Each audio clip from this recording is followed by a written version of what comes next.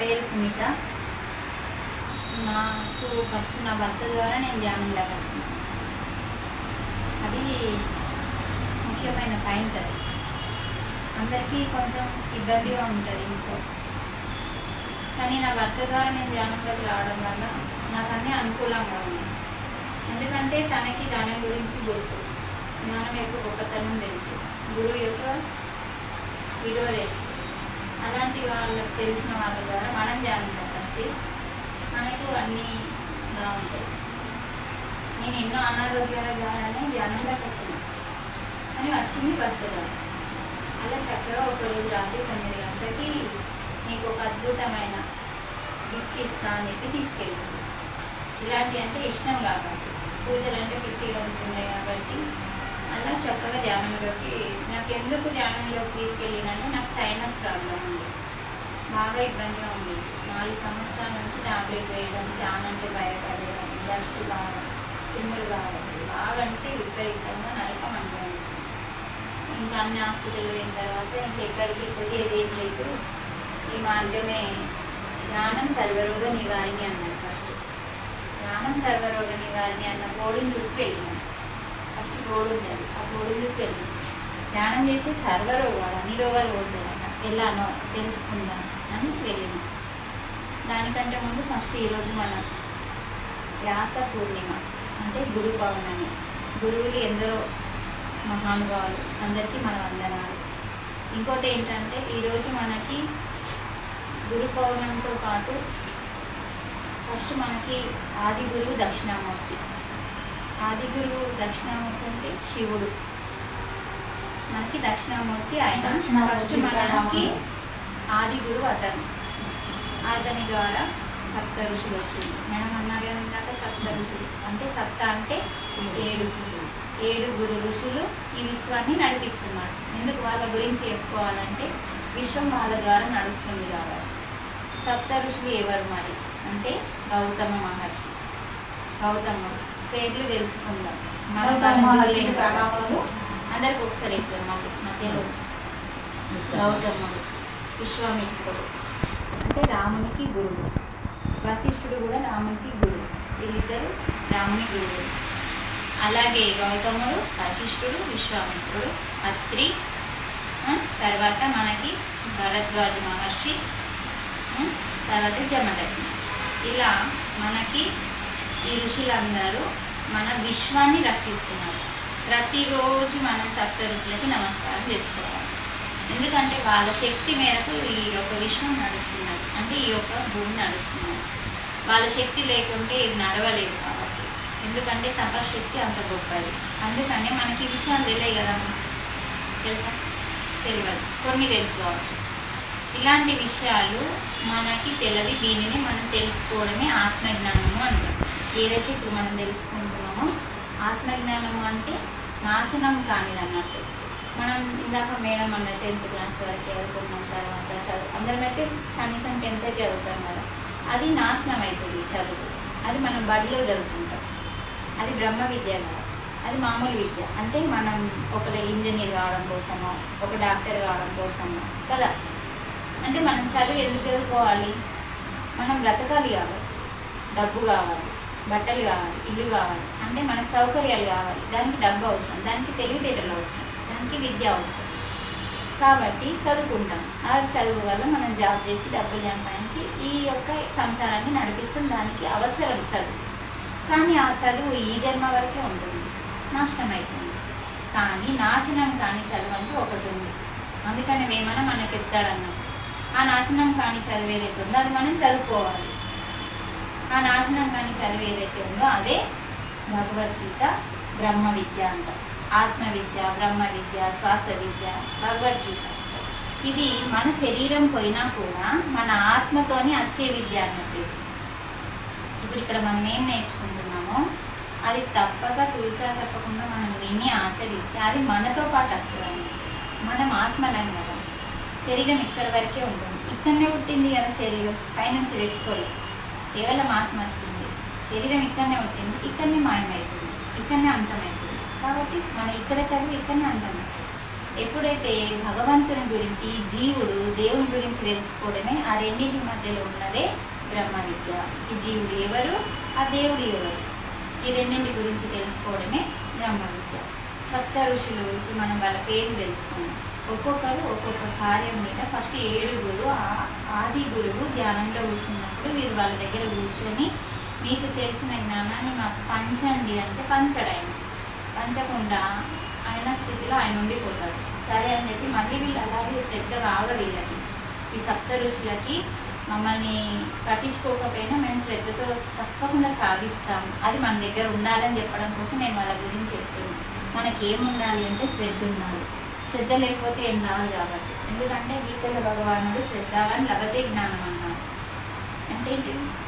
శ్రద్ధ ఉన్నవారికి మాత్రమే జ్ఞానం అనేది అబ్బుతుంది, అంటే వస్తుంది.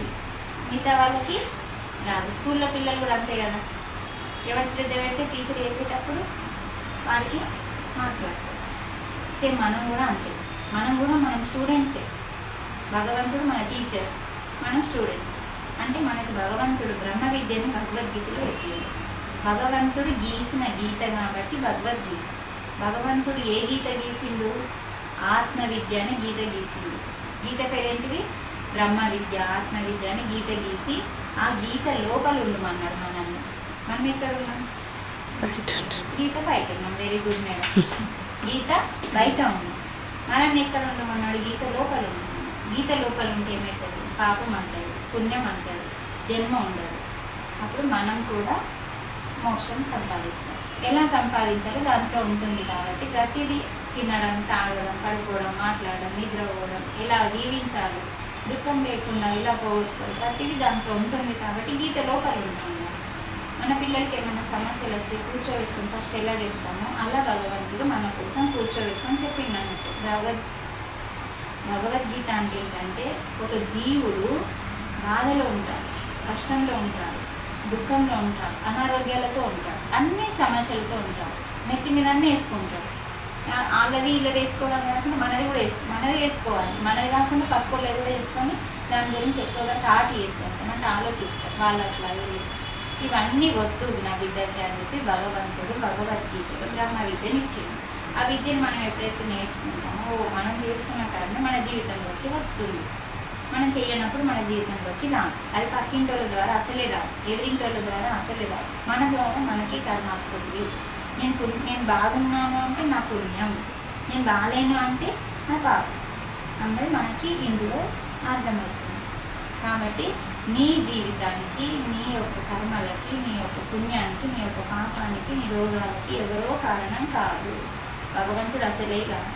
నీ కర్మ, నువ్వు చేసే పనులు ఎలా ఉన్నాయి? చెడుగా ఉంటే చెడుతాను, పాపంగా మారు, అది రోగంగా వస్తుంది. మంచిగా చేసినాం అనుకో, ఎప్పుడు చేస్తున్నావు అని? చెడు ఎప్పుడు చేస్తాం? మనసు మలినంగా ఉన్నప్పుడు. మంచి ఎప్పుడు చేస్తాం? బుద్ధి వికసించినప్పుడు కదా. ఈ రెండింటి మధ్యలో తేడా ఉన్నమాట. అందుకనే మనము ధ్యానం అంటే ఏంటిది? మనస్సుని నిర్మలం చేసుకోవాలి. మనసు ఎందుకు నిర్మలం లేదు? శుద్ధి లేదు, మలినంగా ఉంది. ఏముంది మలినం అంటే? మనసులో మలినాలు ఏవి ఉంటాయి? పేపర్ల, కట్టెల, బొగ్గుల, ఏంటి ఉంటాయంటే గుణాలు. మనసులో ఏమున్నాయి? గుణాలు. ఏంటి ఆ గుణాలు? ఐశ్వర్యవర్గాలు. అంటే మన లోపల అసుర గుణాలు, అంటే రాక్షసుల గుణాలు, కోపము, ద్వేషము, ఈర్ష్యలు, ఇవన్నీ ఏవైతే ఉన్నాయో అవి మన లోపల ఉన్నాయి. అవి అసుర గుణాలు, మనవి కావు, మానవుని గుణాలు కావు. అవి ఉండడం వల్ల మనసు మలినంగా ఉంది. అవి ఉన్నప్పుడు ఏమవుతుంది? మనసు మలినంగా ఉన్నప్పుడు మనం పాపం వెళ్ళిస్తాం, చెడు వెళ్ళిస్తాం. నిందలు వేయడం, నిందలు స్వీకరించడం, ఇలా ఉంటాం.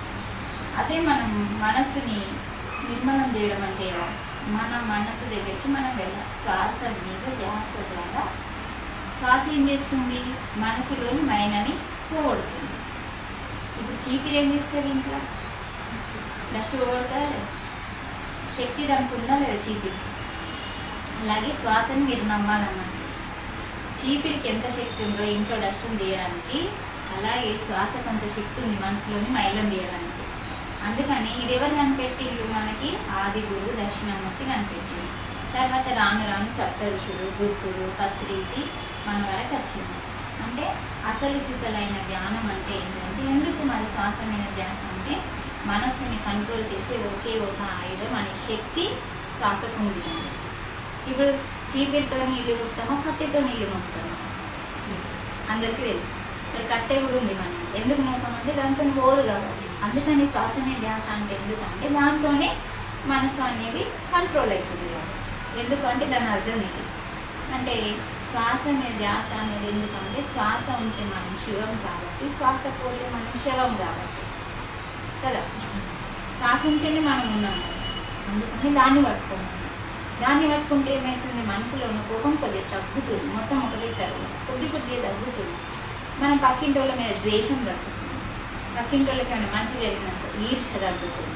ఎప్పుడు మన లోపలికి మనం శ్వాస మీద ధ్యాస అనే ధ్యానం రోజు కాసేపు, మన వయసు ఎంత ఉంది అంతసేపు చేయడం వల్ల, రోజు కాసేపు ఉదయం సాయంత్రం 2 సార్లు చేయడం వల్ల ఏమవుతుందంటే, అందుకనే భగవద్గీతలో కూడా భగవంతుడు పత్రం పుష్పం ఫలం తోయం అడిగిండు మనం. మీ అందరికీ తెలుసు, ఇదంతా చెప్తారు. భగవంతుడు ఆకలిండు పూపడిండు, ఏది అడిగినా ప్రీతితో స్వీకరిస్తానన్నాడు. కానీ ఎలా పెట్టమన్నాడో అది ఎవరు ఆలోచించట్లేదు. అంతా చెప్తారు, పత్రం అడిగిండు పుష్పం అన్నీ అడిగిండు, అన్నీ ఇస్తున్నాము. భగవంతుడు మనల్ని అడిగిండు, భగవంతుని మనం అడుగుతున్నాం కాదు, భగవంతుని మనం అడుగుతాం, భగవంతుడు మనల్ని అడిగిండు. ఆ అడిగినవి 4 మాటలు: పత్రం పుష్పం ఫలం తోయం. ఇవంటే ఏంటో మనకు అర్థం కాదు. అంత ఈజీ అడుగుతాడు అసలు గురువు. మరి మన పిల్లలకి కష్టం లేదు చదివి వస్తుందా? ఈజీగా వస్తుందా?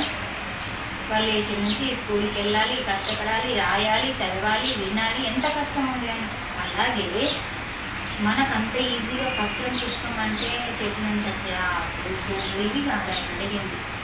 అలాగే మరి ఏ ఉద్దేశంతో పెట్టమన్నాడు, ఎలా పెట్టమన్నాడు అంటే నిర్మలమైన మనస్సుతో పెట్టమన్నాడు. అంటే నీ లోపల ఏముండద్దు, ఎవ్వరి మీద, నీ శత్రువుల మీద కూడా కోపం ఉండద్దు.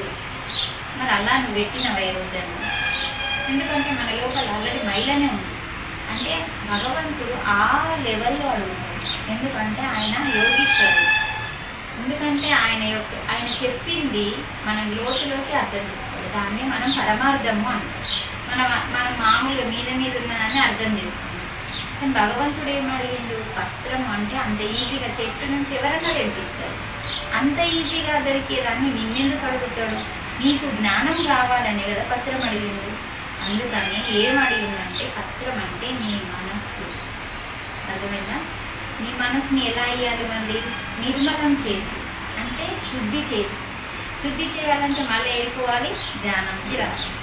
చూడండి, భగవంతునికి మనం ఒకటి సమర్పించాలన్నా ధ్యానం చేసి మనసుని నిర్మలం చేసుకుంటేనే భగవంతునికి ఏదన్నా సమర్పిస్తారు. అంటే భగవంతుడు వాడిపోని పత్రం అడిగింది. పత్రం వాడిపోతుందా లేదా? మీరు పెట్టేది చెట్టు నుంచి వచ్చింది వాడిపోయి మురిగిపోతుందా లేదా? మరి భగవంతునికి మనం మురిగిపోయేటివి పెట్టన్నా, మురిగిపోనివి పెట్టన్నా? భగవంతుడు అంత ఈజీగా ఇవి అడగడు కదా.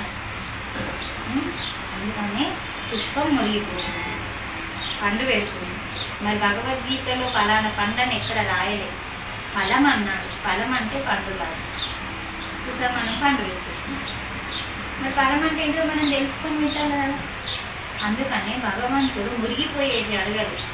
చెట్టు మీద ఆకు వచ్చిందంటే అక్కడ దేవుడు ఉన్నాడు కాబట్టి ఆకు సృష్టి చేయబడింది, లేకపోతే నువ్వు నేను సృష్టి చేయలేం కదా. అంటే చెట్టు పెరుగుతుంది, పెద్దగవుతుంది, ఆకులు పుష్పాలు పండ్లు అన్నీ వస్తున్నాయంటే అక్కడ శక్తి లేదా? ఉందా లేదా? ఉంటేనే కదా వచ్చింది. ఆ శక్తి ఎవరు? సాక్షాత్తు భగవంతుడు. కానీ అంత ఈజీగా దొరికేది భగవంతుడు మనల్ని అడిగితే మనకు ఆత్మవిద్య రాదు. ఆత్మవిద్య నీకు రావాలి, నువ్వు నేను అడిగినా ఇవ్వాలి. అంటే మన లోపలికి మనం ప్రయాణం చేస్తే మన లోపల పుష్పం ఉంది, మన లోపల పత్రం ఉంది, మన లోపల ఫలం ఉంది, మన లోపల తోయం ఉంది. ఈ 4ంటిని మన లోపల ఉన్న మనల్ని అడిగింది. మరి నువ్వు చెట్టు నుంచి కనిపిస్తే చెట్టు ఇచ్చినట్టు కానీ నువ్వు ఇచ్చినట్టు కాదు కదా. బాగా ఆలోచించండి, మాట్లాడండి. మీరు ఇచ్చినట్ట చెట్టు ఇచ్చినట్టు కదా. చెట్టుని మీరు సృష్టి చేసింది ఆయన. కావాలని నిమిత్తం మాత్రం పెట్టినాం, కానీ ఇచ్చింది చెట్టు. నువ్వు పత్రి అనగానే పత్రం అనగానే పత్రి పెట్టింది, కానీ నువ్వు ఇయ్యదు, చెట్టు ఇచ్చింది. నువ్వెప్పుడు ఇస్తావు? నీ లోపల మనస్సుని, మైలా ఉన్న మనసుని శ్వాస మీద ధ్యాస అనే ధ్యానం ద్వారా ధ్యానం చేసి చక్కగా అందరి మీద కోపం ద్వేషం పోగొట్టుకొని అందరినీ సమాభావంతో ఉన్నవాళ్ళు లేని వాళ్ళు శత్రువులు మిత్రులు అందరినీ సమాభావంతో అంటే ఒకే దృష్టితో చూడగలిగినప్పుడు నువ్వు అప్పుడు పత్రాన్ని సమర్పించినట్టు. పత్రం అంటే ఇట్లా తీసి ఇట్లా పెట్టడం అవసరం లేదు. మన మనసుని శుద్ధి చేసుకోవడమే పత్రాన్ని సమర్పించడం. మరి మన దగ్గర ఉండదు, మన అంతరంగం ఉన్నది, బయట లేదండి. మళ్ళీ భగవంతుడు అడిగిన ఏవి బయట ఉండవు.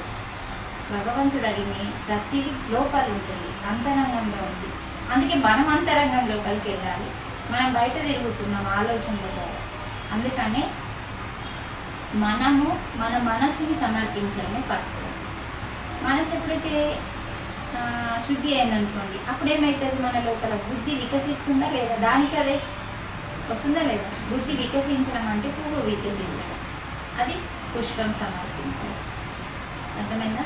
ఫలం. మరి భగవద్గీతలో పత్రం, పుష్పం, ఫలం అన్నాడు.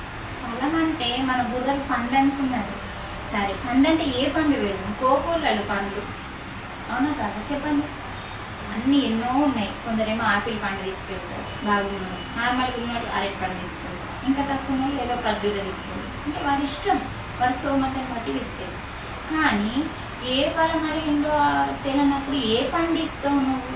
మనకెందుకు ఈ ఆలోచన రాలేదు ఫస్ట్ నుంచి అంటే మన స్థితి తక్కువ, మనకంత స్థితి లేదు. ధ్యానం చేసినాం అనుకో మన స్థితి పెరుగుతుంది. పెరిగినప్పుడు ఏమవుతుంది? అప్పుడు అర్థమవుతుంది, ఓ ఫలం అంటే పండు కాదు. మరి ఏంటి, అరటి పండు అడగాలి, ఆపిల్ పండు అడగాలి. అందుకంటే అది కూడా మురిగిపోతుంది కదా, అది కూడా నువ్వు ఇచ్చింది కాదు, అది కూడా చెట్టే ఇస్తుంది. మరి నీ లోపల ఉన్న ఫలం అడిగింది, నీ లోపల ఉన్న మనసుని సమర్పించడం పత్రం అయితే, పుష్పాన్ని సమర్పించడం బుద్ధి అయితే, ఫలం అంటే కర్మ ఫలం. ఈరోజు నేను ఒక కర్మ చేస్తున్నాను, పిన్ని ఒక కర్మ చేసింది. పిన్ని ఏం చేసింది? ఇక్కడ ఒక సప్తా అనే 7 రోజుల సప్తా అనే ధ్యానం అనే కార్యక్రమం అనేది ఒక కర్మ చేసింది. ఆ కర్మని ఫలితం ఆశించకుండా పరమాత్మకి సమర్పించడమే, కర్మ ఫలాన్ని సమర్పించడమే ఫలం సమర్పించడం అంటే. ఇది మనం చేసిందే కదా కర్మ. ఇప్పుడు నేను ఒక కర్మ చేస్తున్నా, ఇక్కడ కుర్చీలో కూర్చొని నేను ఏం కర్మ చేస్తున్నా అంటే, మనం గురువుల ద్వారా ఏదైతే జ్ఞానం తెలుసుకున్నామో ఆ జ్ఞానాన్ని నాలో ఉన్నదాన్ని 10 మందికి పంచడమే. ఎప్పుడైతే మనం 10 మందికి తెలిసిందని పంచుతామో ఇది ఇప్పుడు మనం గురు దక్షిణ, గురు పూజ అన్నట్టు. గురు పూజ అంటే పీట పెట్టి గురుకు తోట పెట్టి ఇది కాదు. పూజ అంటే గురువు నీకేమిచ్చింది, నీకేమిచ్చిందో దాన్ని ఆచరిస్తూ 10 మందికి పంచడమే గురువుకి పూజ చేయడం అంటే. అవునా కాదు?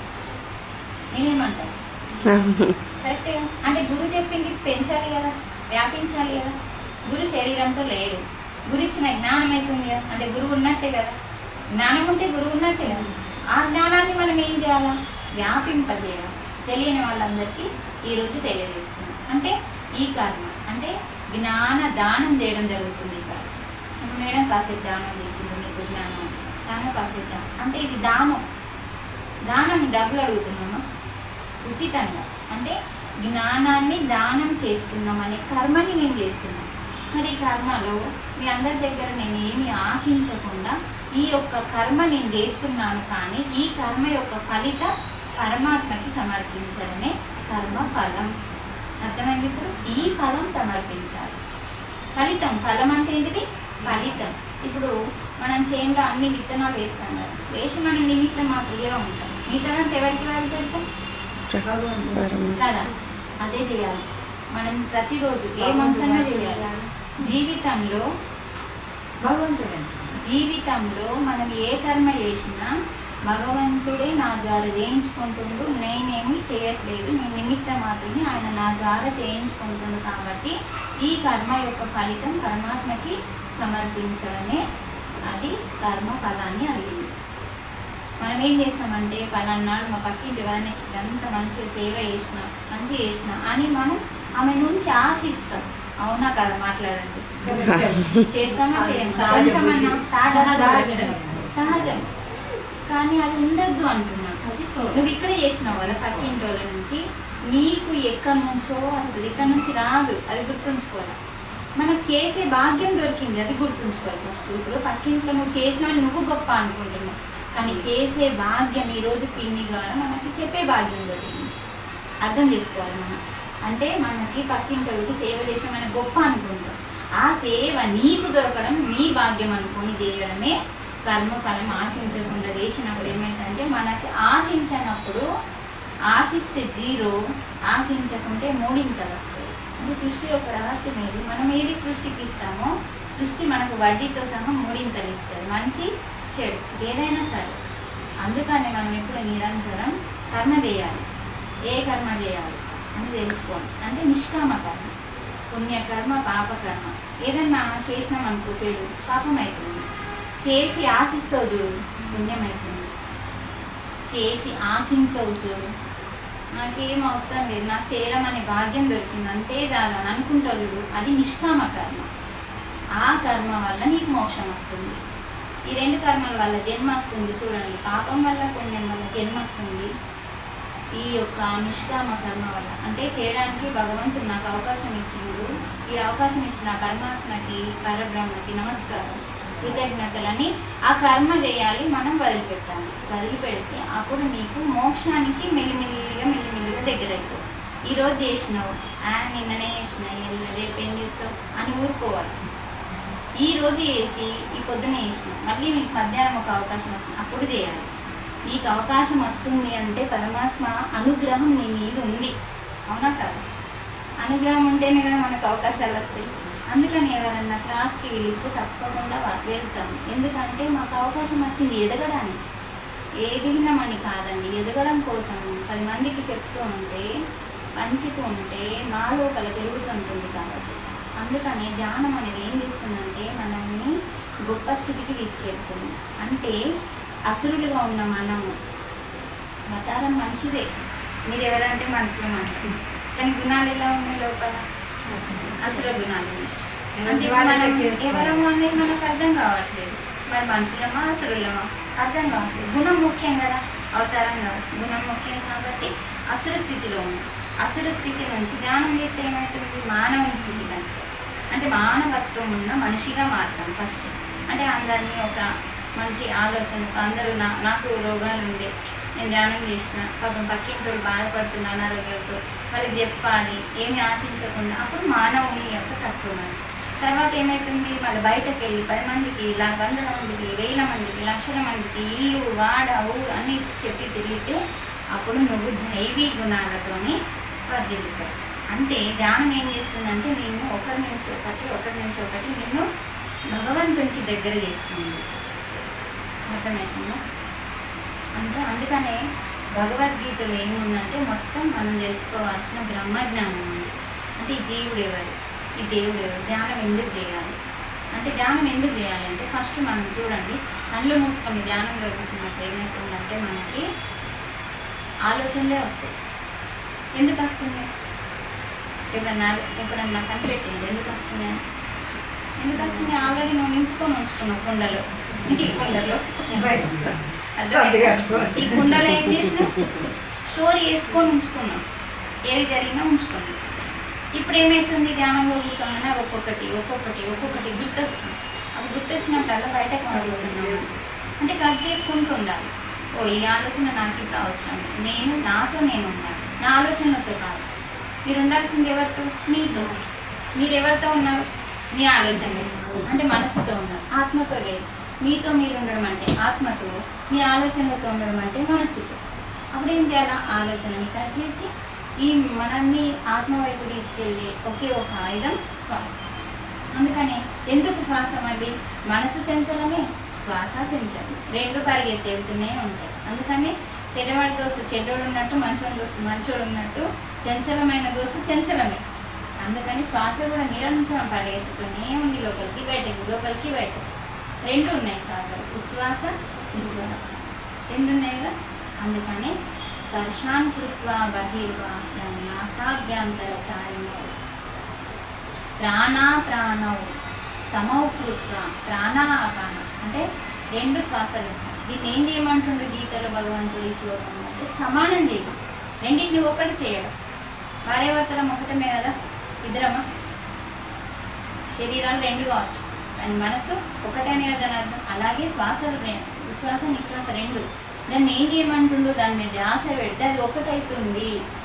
ప్రాణవు సమౌ కృత్వ నాసాభ్యంతర చారిణం. ఎప్పుడైతే నువ్వు శ్వాసని ఒకటి చేస్తావో ఇక్కడికి వచ్చి కూర్చుంటుంది. ఇక్కడ వరకు వస్తూ పోతున్న శ్వాస చిన్నగా ఇక్కడ కూర్చుంటుంది. ఇది చాలా ముఖ్యమైన ప్రదేశం. అందుకే మనకి ఇక్కడ గంధం చందనం పెడుతూ ఉంటుంది. ఎప్పుడైతే ఇక్కడ నీ శ్వాస ఇక్కడ కూర్చుంటుందో మనసులో ఆలోచనలన్నీ పోయినాయి. ఇదేమైంది, ఇప్పుడు అంత చెప్తా ఉండే కదా కుండలో, ఈ కుండ అంతా ఖాళీ అయిపోయింది అన్నమాట. అప్పుడు మనకి మేడం ఇందాక చెప్తుంది కదా బ్రహ్మరంధ్రం అని, ఈ తల పైన మనకి చిన్నప్పుడు ఎప్పుడో అమ్మ పాలు తాగేటప్పుడు బ్రహ్మరంధ్రం ఓపెన్ ఉంటుంది. మళ్ళీ ఏమైంది, అమ్మ పాలు తాగడం మానేసి ఆడుకుంటూ బయట తిరగడం వల్ల అప్పుడు బ్రహ్మరంధ్రం మనకి ఇంకా నీది నాది అనేది అలవాటు అయినప్పుడు మూసుకపోతుంది. అప్పటి వరకు మనం బ్రహ్మస్థితిలో ఉంటాం. పసిపిల్లలు మూసుకపోయిన బ్రహ్మరంధ్రము ధ్యానంలో మాత్రం ఇప్పుడు తెలుసుకుంటాం. ప్రతిరోజు అందరికీ బ్రహ్మరంధ్రం అనేది ఓపెన్ అవుతుంది. ఇప్పుడు శ్వాస మీద ధ్యాస పెట్టి మీరు ఆలోచన రహిత స్థితికి, అంటే ఆలోచన లేని స్థితికి మీరు ఎప్పుడైతే వెళ్తారో, ఇట్లా కూర్చోగానే అట్లా వస్తుందా, రాదు. అందుకని కనీసం మన వయసు ఎంత ఉంది, మొదట మన వయసు ఎంత ఉందో అంత చేయాలి. అలవాటు అయిపోయింది అనుకో ఒక్కో గంట, ఇంకొంచెం అలవాటు అయిందనుకో ఒక అర్ధగంట పెంచాలి. అలా అలవాటు అవుతున్న కొద్దీ మనం ధ్యానం పెంచాలి. అప్పుడు ఏమైపోతాం, ఇంకా భగవంతునికి దగ్గర అవుతాం. అలా మనం శక్తిని తీసుకోవాలి. మీరు ఇప్పుడు ఇక్కడ వరకు వచ్చిండ్రు కదా, నడుచుకుంటూ వచ్చిండ్రో ఆటోలు వచ్చిండ్రో నాకు రావడానికి ఏం కావాలి, మన ఒంట్లో శక్తి కావాలి. ఏం చేయాలన్నా శక్తి, రావాలన్నా పోవాలన్నా మాట్లాడాలన్నా చూడాలన్నా పని చేయాలన్నా ప్రతి దానికి శక్తి. ఆ శక్తిని నువ్వు తీసుకుంటావు. పరమాత్మ శక్తి అంతటా ఉందండి. అసలు ఆయన లేని చోట అంటే ఎక్కడ ఉంది, మనం గుడిలో బంధించి గూట్లో బంధించి పూజ చేస్తున్నాం. ఆయన లేని చోటంటూ అంతటా ఉన్నాడు కానీ కదలది. ఇంట్లో ఉన్నాడు అన్నిట్లో ఉన్నాడు, అనుభవంలో ఉన్నప్పుడు ఇందులో కూడా ఉన్నట్లే కదా, కానీ కదలాడు. కానీ నీ లోపల ఉన్నాడు, నా లోపల ఉన్నాడు. కోడిలో, మేకలో, పందిలో, కుక్కలు, అంటే ప్రాణం ఉన్న ప్రతి ప్రాణిలో ఉన్నాడు. ప్రాణమే, మన ప్రాణమే పరమాత్మ.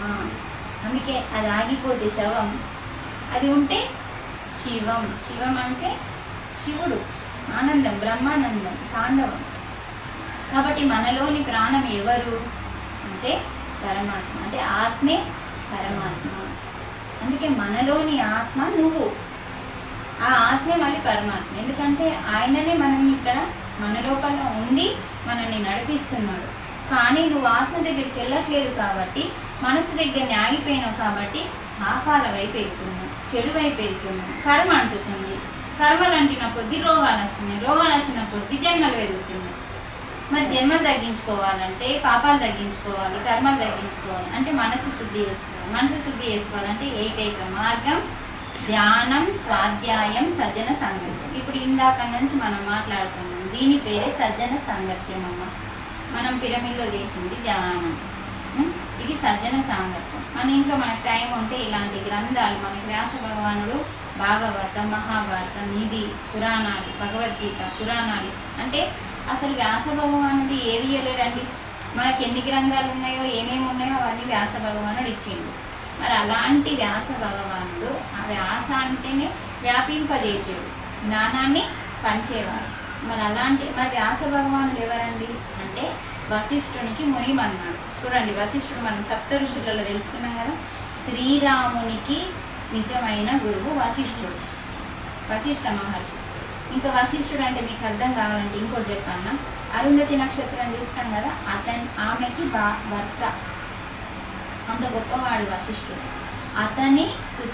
అతనికి మనుమాడు, ఇతను ముని మనుమాడు. అతని కొడుకు శక్తి, అతని కొడుకు పరాశర మహర్షి, అతని కొడుకు ఈ యొక్క వ్యాసుడు. అంటే వశిష్ఠునికి ముని మన్మడు వ్యాసుడు.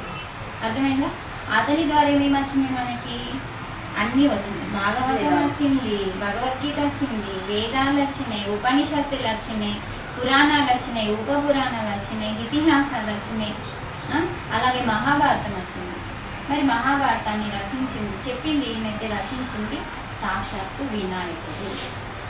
మహాభారతాన్ని రచించింది, మనకి రాసిచ్చింది భగవద్గీతని, మహాభారతాన్ని సూక్ష్మంగా తన సూక్ష్మ దృష్టితో చక్కటి జ్ఞానాన్ని అందించింది. అసలు ఈ యొక్క భగవద్గీత ఎంత గొప్పది అంటే ఈ భగవద్గీతని 3 యోగులు కలిస్తే వచ్చిందండి. కృష్ణుడు, వ్యాసుడు, వినాయకుడు.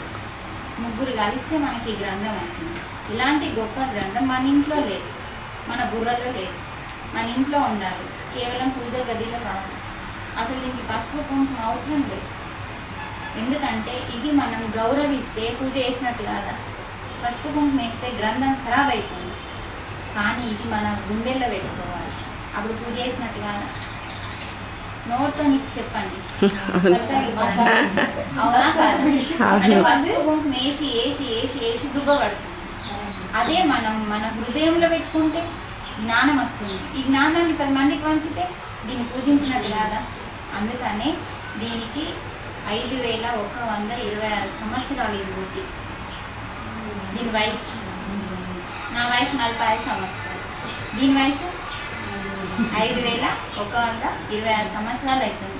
మరి ఇలాంటి భగవద్గీతని దేంతో రాసిండు వినాయకుడు? తన దంతంతో. ఎందుకు రాసిండు? ఏం పని ఉన్నది మరి ఆయనకి? ఆయన దగ్గర బ్రహ్మజ్ఞానం ఉంది, లోక కళ్యాణం కోసం. ఇప్పుడు ఆయన లోక కళ్యాణం కోసం, అందరికీ అందించడం కోసం తన దంతాన్ని త్యాగం చేసి రాసిండు. మరి మనం అందులో ఆయన అంత చేస్తే మనం ఇంత ఆవగింజంతన్నా చేసుకోవాలి కదా. మన కోసం ఇచ్చిండు, కనీసం మనమన్నా దీన్ని వినాలి కదా. వినాలి, ఇంట్లో ఉండాలి, చదవాలి. అందుకని చదివితే అర్థం కావట్లేదని బ్రహ్మర్షి పితామహ పత్రి ఇచ్చి 104 శ్లోకాలని. మనకి భగవద్గీతలో 701 శ్లోకాలు ఉంటాయి. అన్ని శ్లోకాలు చదవట్లేదు. అందుకనే అది ఆలోచించింది బ్రహ్మర్షి పితామహ పత్రి ఏం చేసిండు? ఈ యొక్క స్త్రీలు మేల్కొనాలి, స్త్రీ శక్తి బయటకు రావాలి. స్త్రీ శక్తి ఎప్పుడైతే బయటకు వస్తుందో ప్రపంచం బాగుపడుతుంది. స్త్రీ శక్తి అహంకారంతో బయటకు రావడం కాదు, సహనంతో, ఓర్పుతో, సహనంతో, శక్తిగా, జ్ఞానంతో ఎప్పుడైతే బయటకు వస్తుందో ఈ ప్రపంచం బాగుపడుతుంది. ఇప్పుడు అహంతో ఉన్నది శక్తి. మనలోని శక్తి ఎలా ఉందంటే అహంతో ఉంది. ఈ అహంతో ఉన్న శక్తిని నాశనం చేసి, అజ్ఞానం అనే శక్తిని నాశనం చేసి, జ్ఞానం అనే శక్తిని బయటకు తీస్తే ప్రపంచంలో ఏ ఆటంకాలు రావని స్త్రీ శక్తిని బయటకు తీసుకురమ్మన్నారు. అందుకని ఈ భగవద్గీతని 104 శ్లోకాలు, అందులో నుంచి చాలా ముఖ్యమైన శ్లోకాలను తీసి 104 శ్లోకాలకి చక్కటి వివరణ 5వ తరగతి చదువుకున్న అమ్మాయి కూడా అర్థమయ్యే రీతిలో మరి గురుగారు భగవద్గీతని వివరంగా, విపులంగా అర్థమయ్యే రీతిలో వివరించింది. ఎందుకోసం? మనలోని శక్తిని బయటకు. మేడం అన్నది నా లోపలనే ఉంది, మనందరి లోపల ఉంది, జ్ఞానం ఉంది, మన లోపలనే పెట్టిండు, బయట పెట్టలేడు, లోపలనే పెట్టిండు. కానీ అది బయటకు రావాలంటే ఒకటి ధ్యానం చేయాలి, రెండవది గ్రంథాలు చదవాలి. దీన్ని మనం స్వాధ్యాయము అంటాం. అందుకని మనకి ఋషి ఏమని ఇచ్చిండు, మన బ్రహ్మర్షి ఏమని ఇచ్చిందంటే 3 రత్నాలు. 3 రత్నాలు ఎవరైతే నిత్యం పాటిస్తారో వారు మోక్షానికి దగ్గర అవుతారు. 3 రత్నాలు అంటే ఒకటి ధ్యానం, రెండవది ఇలాంటి గ్రంథాలు, ఇంకా గురువులు, చాలామంది గురువులు రాసిన గ్రంథాలు ఎన్నో ఉన్నాయి అవి. తర్వాత ఇలా రోజు కాస్త గంట సేపు, 1 గంట దీనికి, 1 గంట స్వాధ్యాయానికి, 1 గంట ధ్యానం. అంటే 24 గంటలలో ఎన్ని గంటలు? 21 గంటలు అంటే నీ కుటుంబానికి ఇవ్వండి. మిగతా 3 గంటలు నా కోసమా, నీ కోసమా? భగవంతుని కోసం ఏమి అవసరం లేదు. నీ మనసుని సమర్పిస్తే చాలు భగవంతుడు. అందుకని స్వచ్ఛమైన మనసుని అడిగింది. కానీ ఏ పువ్వుని, గులాబీ పువ్వు అడిగింది, సామంతి పువ్వు, అవన్నీ మురిగిపోయేటి, అవన్నీ ఆయన ఇచ్చిండే. ఆయన చెట్టు ఇచ్చినాయి, మనం ఇచ్చేది ఏమీ లేదట. మనం ఇస్తున్నాం అనుకుంటున్నాం, అది నీ భ్రమ అంతే తప్ప. నువ్వు రోజు పొద్దున్న వేసి గులాబీ పువ్వు తెంపి, మల్లెపూ తెంపి ఏది పెట్టినా ఆ చెట్టు ఇస్తుంది అని నువ్వు ఇయ్యట్లేదు. అది గుర్తుంచుకో. నువ్వు పెంచావనుకుంటున్నావు, నువ్వు పెంచినా కూడా నీ శక్తి ద్వారా చెట్టు పెరగట్లేదు. పరమాత్మ శక్తి దాంట్లో ఉంది కాబట్టి ఆ చెట్టు పెరుగుతుంది. పంచభూతాల శక్తి ఉంది కాబట్టి పెరుగుతుంది, అవునా కాదా? ఒక చెట్టు నువ్వు పెట్టినంత మాత్రాన అది నీదైపోదు. అందుకనే మన యొక్క గురువు, మిగతా ఎందరో గురువులు ఈరోజు చాలా గొప్ప రోజు. ఈరోజు వ్యాస పౌర్ణమి, గురు పౌర్ణమి. అందుకని గురువు అంటే ఏంటి? గురు అంటే మనకి గురువు అంటే బరువైన వాడు. బరువు దేనితో? జ్ఞానంతో బరువైపోయింది. అందుకని అంటే మనలోని చీకటిని తొలగించేవాడు గురువు. మరి మనకేం కావాలి అంటే ఒక గురువు కావాలి. అవునా? మనకి 4 మాటలు మంచిగా చెప్పినా సరే ఆయన గురువే. అర్థమవుతుందా? మనకు 4 మాటలు మంచిగా చెప్పినా సరే మనకు అట్లా ఎంతోమంది చెప్తారు. అందుకని ప్రతి ఒక్కరిని మనం వారికి కూడా మనం శరణాగతితో ఉంది. వాళ్ళ యొక్క మాటలు మనం తీసుకుంటే మనం బాగుపడుతున్నాం. కాబట్టి బాగుపడ్డాము అంటే వాళ్ళ ద్వారా మనకి గురువే వాళ్ళు. అందుకని గురువు, బాహ్య గురువు ఓకే పర్వాలేదు, మరి మన లోపల ఇంకొక గురువు ఉన్నాడు.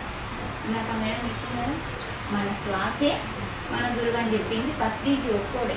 బ్రహ్మర్షి పితామహ పత్రిజీ నేనెప్పుడు గురువుని కాదు, నేను కేవలం మీకు స్నేహితుడిని అన్నాడు. అందుకని మరి ఇంకేమన్నాడంటే ఆచార్యుణ్ణి నేను అన్నాడు. నేను మీ గురువుని కాదు, నేను ఆచార్యుణ్ణి అన్నాడు. ఆచార్యుడు అంటే ఏంటిది గురుదేవ అంటే ఏదైతే చెబుతాడో దాన్ని ఆచరిస్తాడో, ఏదైతే చెప్పిన దాన్ని ఆచరిస్తాడో, మళ్ళా చెప్పిన నువ్వు ఆచార్యుడుగా అయ్యి ఇంకా కొంతమందిని ఆచార్యులుగా తయారు చేస్తావో వాడే ఆచార్యుడు. చెప్పింది ఏదైతే బోధిస్తున్నది ఆచరించాలి, ఆచరించేదాన్ని మాత్రమే బోధించాలి. ఈరోజు నేను భగవద్గీత గురించి మీకు చెప్తున్నానంటే ఫస్ట్ నాకు ఇది రావాలి కదా, అంటే నేను ఇది నేర్చుకున్న తర్వాతనే దీని పరమార్థం అర్థం చేసుకున్న తర్వాతనే నేను ఇది రావాలి చెప్పడానికి తిరుగుతున్నాను. అంటే నేను ఏదైతే ఆచరిస్తున్నానో అదే చెప్తున్నాను, ఏదైతే బోధిస్తున్నానో అది ఆచరిస్తున్నాను. ఆచరించేవాడే ఆచార్యుడు. మరి ఆచరిస్తూ ఇంకో కొంచెం మందితో ఆచరింపజేయించాలి, అంటే పాటించడానికి ప్రయత్నం చేసేవాడు ఆచార్యుడు. ఇప్పుడు మన గురువు అదే కదా చేసింది, బోధించిండు. ఆయన ఏదైతే చెప్పిండో అది ఆచరించిండో, అందరికి చెప్పిండు. కాబట్టి ఆయన అందరి చేత కొన్ని లక్షల మందిని ఆయనలాగా తయారు చేసిండు. అంటే ఆయన కేవలం గురువు అని కాదు, మేము శిష్యులమని కాదు, అందరూ గురువులు కావాలి అన్నాడు. అంటే ఒక్క 4 మాటలు చెప్పినా గురువే అన్నాడు. కాబట్టి చక్కగా మనందరికీ మాస్టర్ అని సర్టిఫికెట్ ఇచ్చింది. మాస్టర్ అంటే అందరికీ చెబుతూ ఆచరిస్తూ ఎదగడమే మాస్టర్. అది ఆచరించకుండా చెప్పినప్పుడు మాస్టరీ కాదు. అందుకనే బ్రహ్మర్షి పితామహ పత్రిజీ అందరూ గురువులుగా ఎదిగినప్పుడే మనం మోక్షానికి దగ్గర అవుతాం. ఎవరు శిష్యులు అవసరం లేదు. ఎందుకంటే ఒక గురువుకి బట్టలు ఇస్తే, పుస్తకాలు ఇస్తే, పనులు ఇస్తే సంతోషం కాదు కదా, మనం ఇస్తే మనకు సంతోషం. అది ఇప్పుడు ఒక గురువు ఉన్నాడు, అవి మనం తీసుకపోయిస్తే మనకు మాత్రమే సంతోషం, గురువుకి కాదు. గురువుకి ఎలా సంతోషం కలిగించాలి? గురువుని మించిన శిష్యుడు కావాలి. శిష్యుడు తనని గురువుని మించిపోవాలి. అలా ఎందరో ఉన్నారు మన సొసైటీలో. అబ్బా నేను ఇది చేయాలనుకున్నా, నువ్వు చేసేసినావా, నాకు ఆనందం కలిగించినవా, ఎంతో మందితో ఉన్నారు మన పత్రిక. అంటే వాళ్ళందరూ గురుదక్షిణ ఇచ్చేసింది. ఈరోజు కూడా మనం గురువు యొక్క జ్ఞానాన్ని పొందుతూ మనం గురువులాగా అందరికీ పంచినప్పుడు మన లోపల వికసిస్తుంది, బయట లేదు. ఎందుకంటే మన లోపలనే ఉంది, ఎవరికి వాళ్ళదే ఉంది. అందుకని శ్వాసాన్ని గురువుని పట్టుకుంటే ఆత్మారామం దగ్గరికి వెళ్తాం. మన లోపల దేవుడు ఉన్నాడు, ఆ దేవుడే ఆత్మారామం. ఈ ఆత్మ దగ్గరికి వెళ్ళాలంటే ఈ గురువుని పట్టుకోవాలి. అందుకని బాహ్య గురువు ఎంత అవసరమో అంతర్గురువు అంతే అవసరం. అందుకనే మన శ్వాసే మనకి గురువు. ఎందుకంటే మన లోపల ఉన్న జ్ఞానాన్ని ఇస్తుంది మనకి. శ్వాసను మనం పట్టుకుంటే మన లోపల దాగి ఉంది రహస్యం. ముక్కులోని గాలి ముక్తికి దారయ్య, గాలిలోన పుట్టి గాలిలోన పెరిగి గాలిలోని మర్మ మెరగవయ్య, ముక్కులోని గాలి ముక్తికి దారయ్య, విశ్వదా విరామ వినురవేమ. మనమేమో ముక్కులో ఉన్న గాలి విలువ తెలుస్తలేదు మనకి. బ్రహ్మర్షి పితామహ పత్రిజీ వచ్చేంత వరకు మనం వెళ్ళలేదు. అందుకని ముక్కులో ఉన్న గాలి ఏంటిదట? రహస్యం దాగి ఉందంట, ముక్కులోనే ఉందట. గాలిలో ఉన్న రహస్యం అంతా అక్కడ ఉంది. అందుకని మన లోపలికి మనం శ్వాస ద్వారా మనకి వెళ్తే మనలో ఏముంది రహస్యం? బ్రహ్మ విద్య ఉంది. బ్రహ్మాండమే మన లోపల ఉంది. ఇంకా బ్రహ్మ విద్య ఉండదా? అండము మనమే, పిండము మనమే. ఫస్ట్ అమ్మ కడుపులో ఎలా తయారవుతాం? అండం అంటే ఏంటి? పొడి గుడ్డు. గుడ్డు అంటే అండం. అండంగా ఫస్ట్ గోలిగా తయారవుతాం. తర్వాత అదేమవుతుంది? పిండం అవుతుంది. అండము నువ్వే అమ్మ కడుపులో, అమ్మ కడుపులో పిండము నువ్వే. తర్వాత బయటకు వచ్చి పరమాత్మ నేనే అని తెలుసుకోవడమే బ్రహ్మాండం. అందుకని అంతపిండ బ్రహ్మాండం. ఇది ఈరోజు ధ్యానము సర్వరోగ నివారణి అనేది ఒక్కటి కొంచెం పక్కది ప్రెస్ చేసుకుందాం. ధ్యానం సర్వరోగ నివారణి ఎలా అంటే, ఎప్పుడైతే మనం ధ్యానంలో కూర్చున్నాం కదమ్మా, మీకు కొంచెం 5 నిమిషాలు అయింది, మేము 1 గంట అయితే కూర్చున్నాం అందరం కలిసి 7 మన వయసు ఎంత అంతసేపు ధ్యానంలో కూర్చున్నప్పుడు ఏ ఆలోచనలు అన్నీ తీసేయాలి. ఫస్ట్ అందరినీ మర్చిపోవాలి, కాసేపు కుటుంబం అన్నీ మర్చిపోయి ఇట్టినండి కొంచెం సేపు 5 నిమిషాలు అయితే అయిపోతుంది. అయితే శ్వాస మీద ధ్యాస పెడితే ధ్యానం సర్వరోగ నివారణ ఎలా అవుతుంది? ఒక టాబ్లెట్ అవసరం లేదు, డాక్టర్ అవసరం లేదు. ఎలా జరుగుతుంది అంటే, శ్వాస మీద మనం ఎప్పుడైతే ధ్యాస పెడతామో నాభి వరకు వస్తూ పోతున్న శ్వాస ఏమవుతుందంటే, ధ్యాస మొత్తం మీది దాని మీద ఉంటే శ్వాస ఏమవుతుంది, ఇలా పొడువుగా ఉన్న శ్వాస చిన్నదవుతుంది. ఇది మనకు వీరబ్రహ్మ గారు చెప్పిండు. సినిమాలో మనం ఆయన సరిగ్గా తెలుసుకుంటాం. అయితే ఎప్పుడైతే శ్వాస చిన్నదవుతూ ఏమవుతుంది, ఎక్కడైతే మనం బొట్టు పెట్టుకున్నామో ఆ స్థానంలో చాలా మనం ఆత్మకి కేంద్ర బిందువు అన్నట్టు. ఇప్పుడు అర్థమవుతుందా? ఆత్మకి ముఖ్యమైన స్థలం అది. ఆ స్థలంలో శ్వాస కూర్చుంటుంది.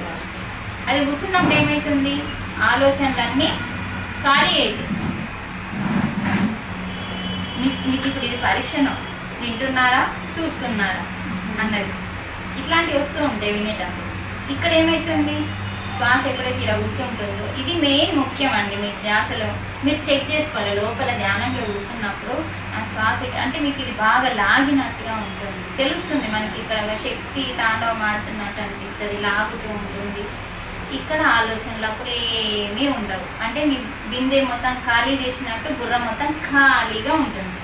ఇప్పుడు బుర్ర ఖాళీ ఉంది కదా, అప్పుడు ఏమవుతుంది, బ్రహ్మరంధ్రం ఓపెన్ అయ్యి పరమాత్మ శక్తి నీ లోపలికి వస్తుంది. ఇప్పుడు ఎందుకు రాలేదు, బుర్ర ఖాళీ లేదు కాబట్టి. బిందె ఖాళీ లేకపోతే నీళ్ళు నింపరాదు కదా. బిందెలో నీళ్ళు పారేసి శుభ్రం చేసి మళ్ళీ ఎలా కొత్త నీళ్ళు నింపుతామో అమ్మ, అలాగే మన బుర్రని ఖాళీ చేసి శుద్ధి చేయడం అంటే శ్వాస మీద ధ్యాస ద్వారా శుద్ధి అయ్యి అప్పుడు పరమాత్మ యొక్క శక్తి నీ లోపలికి ఎప్పుడైతే వస్తుందో, అది ఇందాక మేడం నాడులు అన్నది విన్నారు కదా, విన్నారా? చెట్టుకి వేర్లు ఉన్నట్టు మనకి మన శరీరం అనేది ఒక 7 బిల్డింగ్లు అనుకోండి, అర్థమవుతుంది.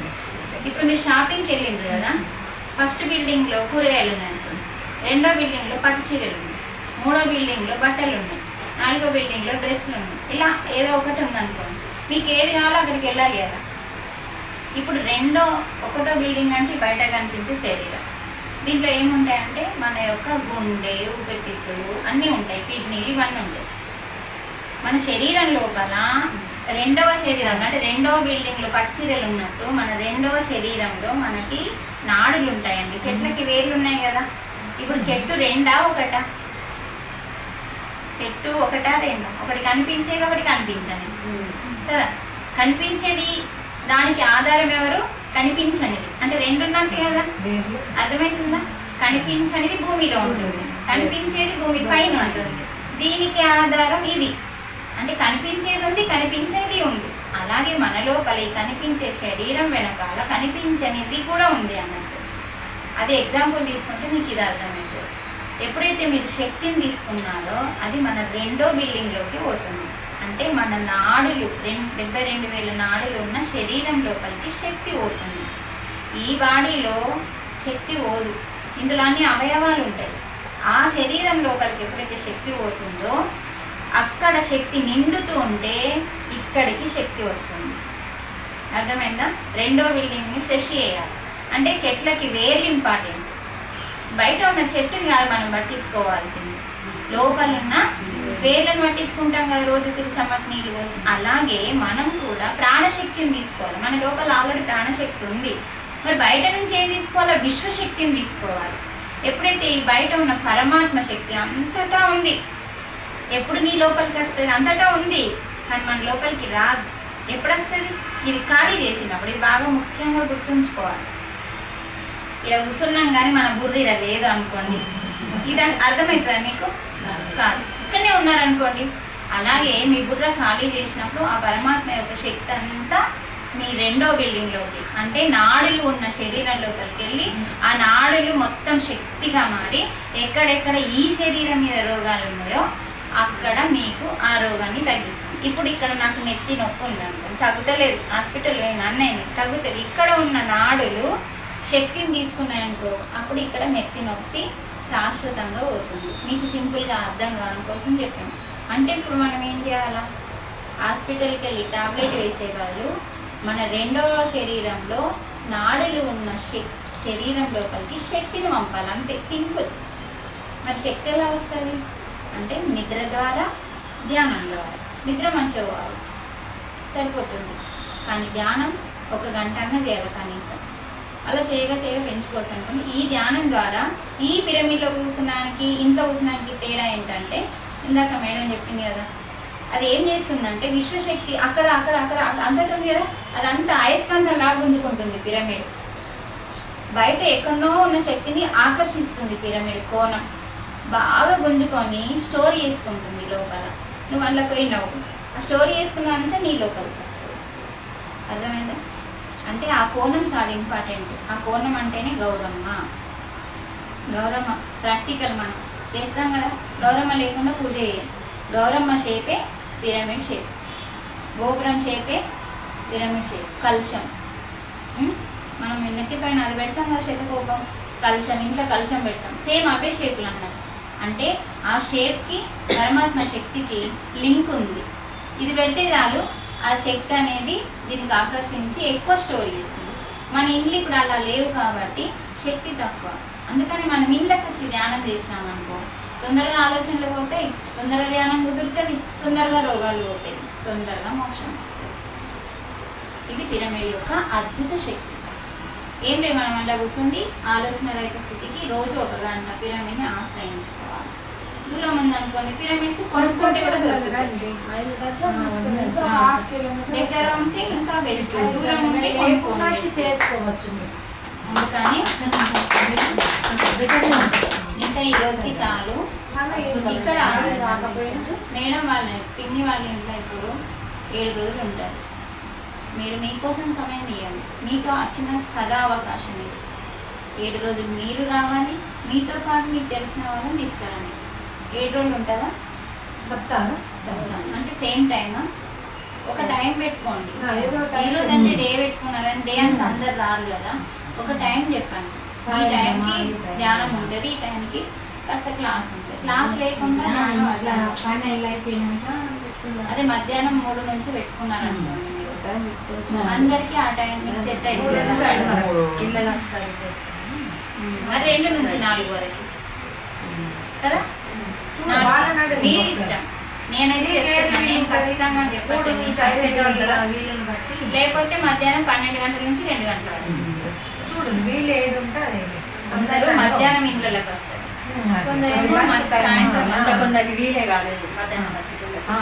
అందుకని 2 గంటల నుంచి 4 గంటల వరకు మీరు ఆలోచించుకొని పెట్టుకోండి. కానీ వీళ్ళకి ఇప్పుడే చెప్పాలి కాబట్టి రేపు ఎప్పుడు రావాలో మీరు ఇప్పుడే చెప్పండి. అందుకని 7 రోజులు ఉండాలంటే ఇది ఫస్ట్ రోజు కాబట్టి అయిపోయిందా? అయిపోయింది. ఇలా తీసుకున్నాం ఒక ఫోటో, గ్రూప్ ఫోటో పిరమిడ్ దగ్గర తీసుకుందాం.